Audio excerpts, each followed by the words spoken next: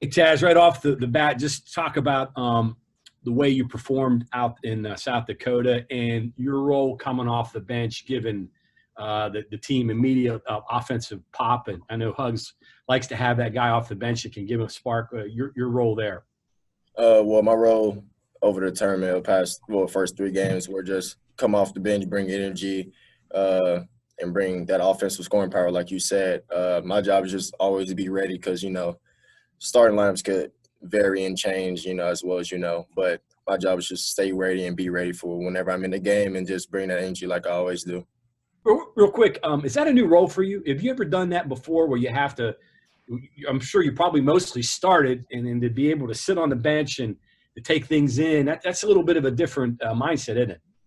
Yeah, it's different, but I actually I like it because, when coming off the bench, then you need that type of guy and just to do certain things, But yeah, I'm not really used to just coming off the bench. But when you go to a Division I program, you just hopefully that you can contribute to a winning team, and that's what I want to do. And last thing here, the key is to be in the game at the end of the game, right? No matter whether you start, it's whether you're in the game at the end, right? Yeah, it's all about minutes and just hopefully that you can be in the game for as long as you can and play until you get tired. And once you get tired, you go out, and then once you're good, you just go back in. Okay, we'll go to Greg Hunter. So, Taz, as a team through the first 3 games, what have you seen you liked? What have you seen you didn't like out of what you guys did in South Dakota? I feel like we can get into our offensive sets quicker and be more efficient and fluent with that. Also, I think we can keep our defensive intensity throughout the whole game instead of just a quick 10-minute spurt or when we're down a couple points and we got to make a comeback. I feel like we should be able to hold our defensive intensity like we did towards the end of the season last year and just maintain that. Justin Jackson, you're next. Hey, Taz, I'm just kind of curious. Your guys' before you guys even got to South Dakota, your guys' schedule changed, I think, like 3 times before you even played your first game, and that's probably something that could continue to happen as this season wears on.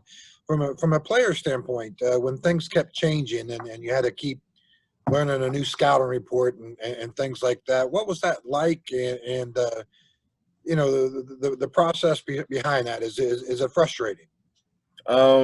It's not frustrating, but as a player, your job is just to be as well as prepared for any moment or any difficult or task or change, to any schedule. So it's just all about staying ready and just being able to refocus your assignments to a different team and just quickly learn, because we all played AAU before. Like, we all have to learn different players and just play against all different types of players. So it's not really a difficult task, but it's something that is definitely something you got to get used to and accustomed to. And then if I can follow up here real quick, obviously this Gonzaga game was kind of made on the fly. When you guys found out, does coach just kind of come in and say, hey, we're going to play Gonzaga next week? And just how did that all come about? And what was your guys' reaction when you heard you were going to play the number 1 team in the country? I think it was during the halftime of South Dakota State.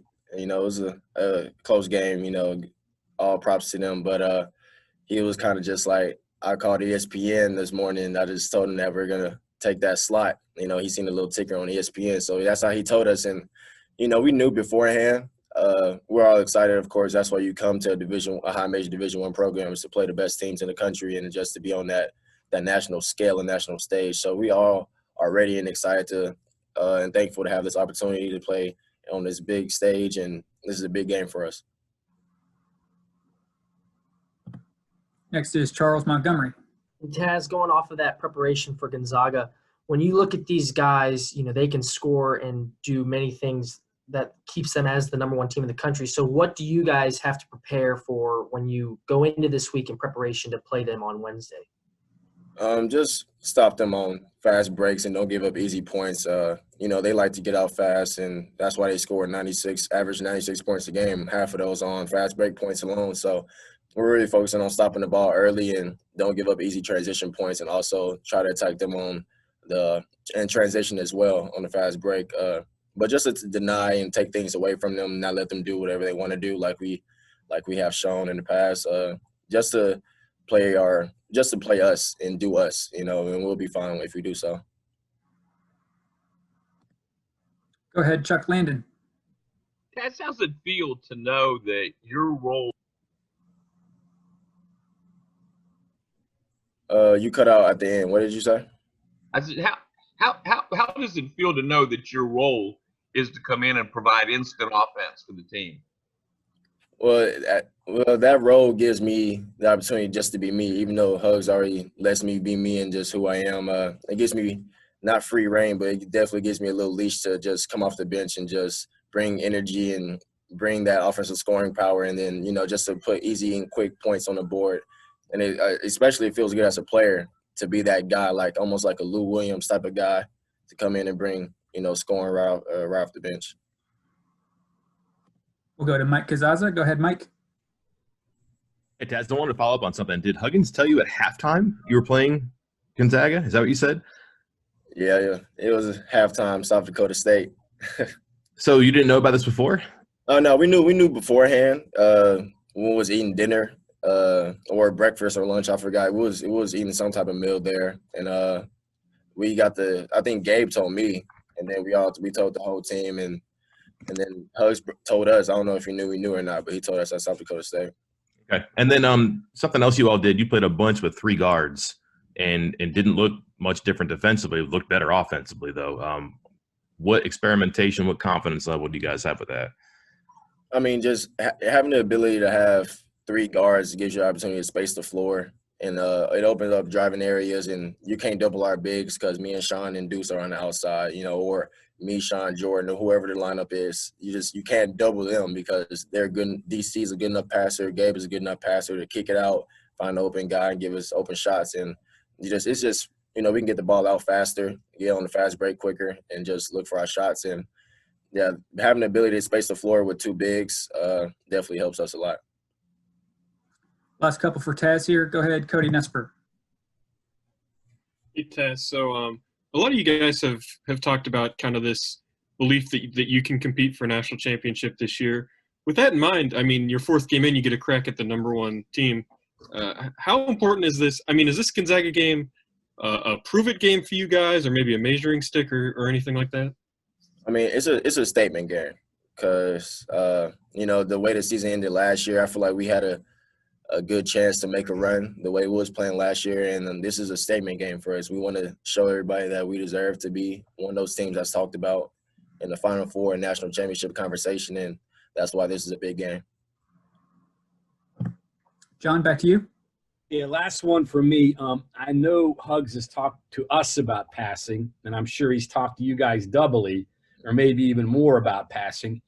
Just your thoughts on what it takes to be a good passing team, and was that something that was emphasized to you when you were growing up as a young player, maybe in high school or AAU, passing skills? Yeah, high school. My high school coach, Coach Gary Nichols, for the first month of practice, we didn't put up not one shot. It was defensive work and passing the ball and a lot of running and conditioning, and so passing was instilled in me very early, even though I had quite a few turnovers that, I'm not proud about the last couple games or whatever. It's been instilled in me. Passing is very important. And it's a fixable thing for us. We just have to fake a pass, make the right reads, meet the ball when it's passed to you. That'll cut down on turnovers and just be strong with the ball. Do you think maybe the knowledge of the system or knowledge of the guys that you're playing with, is that helpful in knowing – instead of when you're passing it to an area not to where the guy's supposed to be, that type of thing? Yeah, Hugs always tells us don't pass it to where the guy's supposed to be, pass it to where he's at. Because you might know a player very well, but you never know what he's going to do at that moment. Like you might try to pass it to him and then he back cuts, and then now you just throw it to the sideline. So it's just having 2 hands on the ball while you make a pass, make smart reads, learn how to read the defense, and know how to make reads and counters and everything. Just reading the defense and just picking apart the defense. That's one thing we can do better. Is it safe to say, last thing here, safe to say you guys are still learning yourself and learning these things out on the floor against other teams?